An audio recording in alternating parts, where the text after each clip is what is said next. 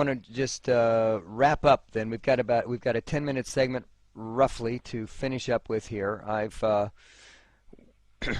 We've got the story that you and Gunther met very young, then 30 years later, after much interesting stories that we've heard about, you were finally married, and then tell us about what I didn't. Yeah, tell us about what you didn't know when you got married, what you discovered in the course of your marriage, and then what you discovered after he passed away. Okay. Well, all of that in 10 minutes. When I married him, That's a I challenge, thought that he isn't it? was. I'm sorry. Yeah, I thought he was a naval officer that had retired from the Navy and was a U.S. attorney. He's CIA. What am I going to do? Throw him out or try to figure out why he's CIA? Well, as I was married to him, I figured out why he was CIA. He was part of a covert unit within the CIA that was made up almost exclusively of his cousins from Europe and from Eastern Europe, from Hungary and Romania and Poland and all sorts of places like that.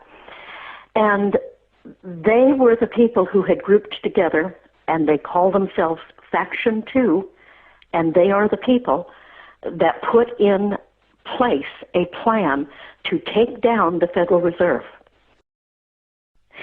He was first arrested, and he was charged with kidnapping my niece, and that was just about the most ridiculous charge. We brought her back from Tacoma, Washington in the plane with us, and they convinced her parents to allow them, the FBI convinced her parents to allow them to charge him with kidnapping so they could arrest him.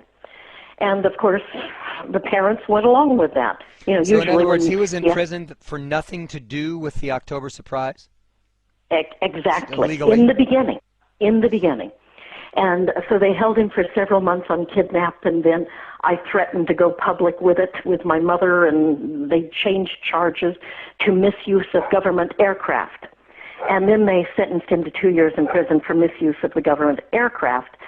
And at one point in there, they tried to kill him. And he called Rodney Stitch, who wrote The Unfriendly Skies, and he also wrote a book called Defrauding America. And he said to Rodney Stitch, if I die, I want you to tell Raylan what the real reason is why they murdered me. And so he dictated this long thing about the October surprise and about who he was and all of this, things that he had never told me before.